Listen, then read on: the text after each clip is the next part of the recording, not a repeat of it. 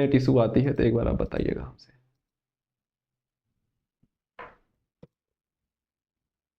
चलिए कोई बात नहीं।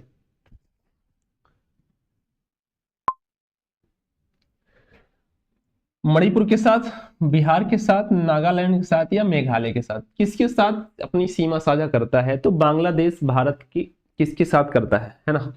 तो आप जानते हैं सबसे पहली बात तो जो बांग्लादेश है ये 5 राज्यों के साथ सीमा साझा करता है। कितने राज्य के साथ? 5 राज्य के साथ। कितने राज्यों के साथ? 5 राज्यों के साथ बांग्लादेश अपनी सीमा साझा करता है। वो 5 राज्य है कौन आपको बताना है ना? असम हो जाएगा, कौन हो जाएगा? असम हो जाएगा, पश्चिम बंगाल हो जाएगा, कौन हो जाएगा?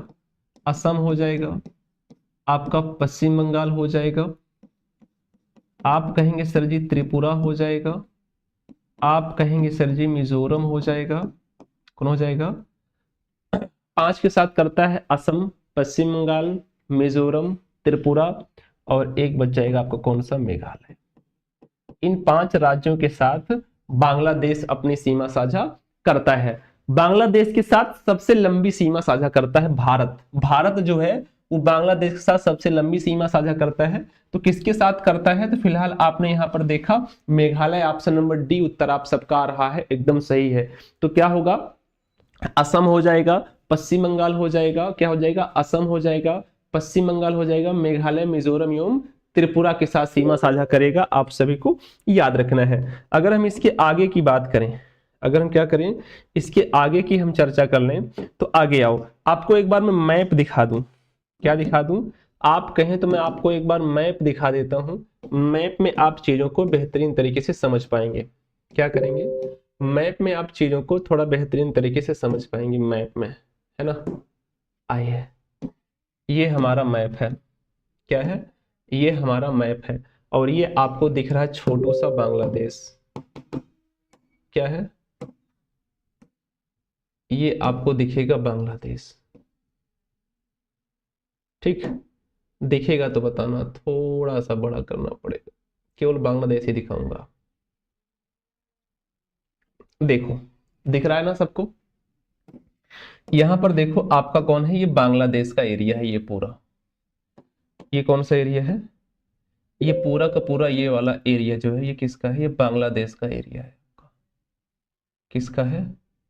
ये बांग्लादेश का एरिया है आपका। यहां से देखो ये, है ना? तो ये देखो बांग्लादेश के साथ हमने कौन सा कहा? हमने कहा ये पश्चिम बंगाल, वेस्ट बंगाल है, पश्चिम बंगाल लगा हुआ है। पश्चिम बंगाल के साथ हमने क्या कहा? हमने कहा मिजोरम। ये वाला एरिया कौन सा है? ये जो रेड कलर का है कौन सा है? ये मिजोरम का एरिया है। कौन सा एरिया है? हमने कहा मिजोरम आपके साथ लगा हुआ है। यहां पर देखो आपका कौन सा लगा है? मेघालय। कौन सा लगा है? मेघालय। ये जो एरिया है ये कौन सा है? ये असम का एरिया है। किसका एरिया है? असम का। तो यहां से ये जो आपको दिख रहा है ये बांग्लादेश का है, ये मेघालय आपका है, ये वाला असम है ना? ये वाला आपको कौन सा है? मिजोरम है। और यहाँ पर आपको ये वाला त्रिपुरा दिख रहा होगा। कौन सा दिख रहा होगा? त्रिपुरा दिख रहा होगा। तो इस तरह से 5 राज्यों के साथ अपना सीमा साझा करता है, आपको याद रखना है। आगे बढ़ जाएं भैया, आगे चलो। 6ठी शताब्दी ईसा पूर्व में, 6ठी शताब्दी ईसा पूर्व में निम्नलिखित में से महाजनपद गांधार की राजधानी क्या थी? आपको बताना है गांधार की राजधानी, जो महाजनपद गांधार है, गांधार की राजधानी क्या थी बताना है। महाजनपद जो गांधार है उसकी राजधानी। छापना भाई, है ना? बताना क्या उत्तर आएगा। आइए, हस्तिनापुर, वाराणसी, तक्षशिला या मथुरा। तो गांधार की राजधानी अगर हम आपसे पूछ लें तो आप कहेंगे सर जी तक्षशिला था। क्या था? गांधार की राजधानी क्या था? तो आपको याद रखना है जो महाजनपद गांधार था, गांधार की राजधानी आप जानते हैं क्या था? तक्षशिला था। कुल 16 महाजनपद थे। क्या थे? कुल 16 महाजनपद थे। 16 में से गांधार की राजधानी आप जानते हैं तक्षशिला थी। आपको याद रखना है। तक्षशिला वर्तमान में कहाँ है? तो वर्तमान में वो पाकिस्तान में पड़ता है, आपको याद रखना है। विश्व का प्रथम विश्वविद्यालय तक्षशिला के नाम से भी बनाया गया था। तो ये सारी चीजें याद रखना है। गांधार की राजधानी क्या हो जाएगी? तक्षशिला हो जाएगी। कुल कितने महाजनपद थे? 16 महाजनपद थे। कितने थे?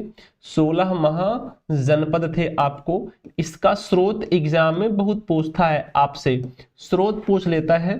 तो आप एक कहेंगे सर जी भगवती सूत्र, क्या होगा? भगवती सूत्र हो जाएगा, भगवती सूत्र हो जाएगा, और एक हो जाएगा अंगुत्तर निकाय।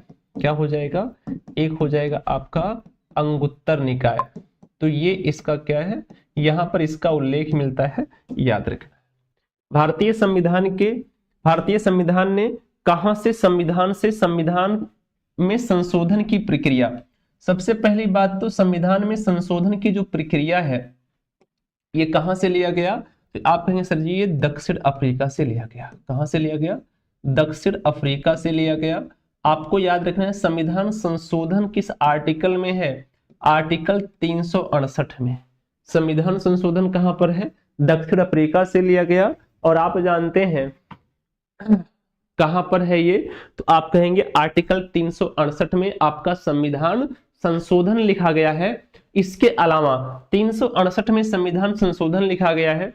वर्तमान में कुल कितने संविधान संशोधन हो चुके हैं? तो कुल 106 संविधान संशोधन हो चुके हैं। कितने हो चुके हैं? अभी तक कुल 106 संविधान संशोधन हो चुके हैं। आप सभी को याद रखना है, ठीक है। फर्स्ट वाला अगर आपसे पूछे तो 1991 में हुआ था। कौन सा था पूछा? फर्स्ट वाला कब हुआ था? 1991 में हुआ था। आपको याद रखना है, ठीक है। चलिए, एले जो है, एले लाकड़ी किस भारतीय राज्य का आदिवासी नृत्य है? एले लाकड़ी, एले लाकड़ी, एले लाकड़ी किस भारतीय राज्य का आदिवासी नृत्य है? एले लाकड़ी बताना है। तो आसान सी बात है, आपसे कहे कि ये कहां की है? केरल। केरल राज्य का आदिवासी नृत्य है एले लाकड़ी, आपको याद रखना है ना। चलो, ये एले जो है, एले लाकड़ी नृत्य जो है ये जनजाति समुदाय द्वारा जो है क्या किया जाता है? मनाया जाने वाला एक पारंपरिक त्योहार है। आपको नोट करना है, ठीक।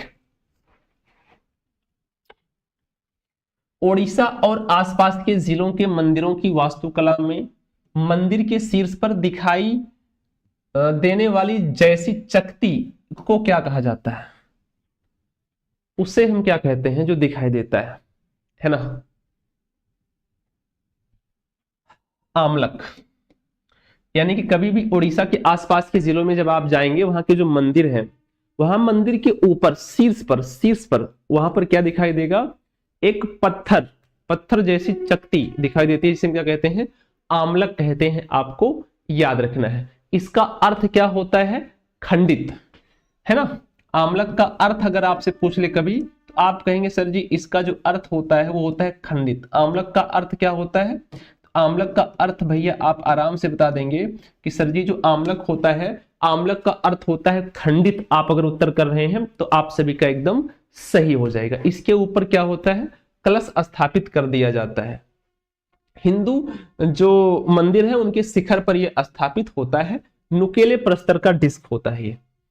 1991 की एलपीजी रणनीति में एल का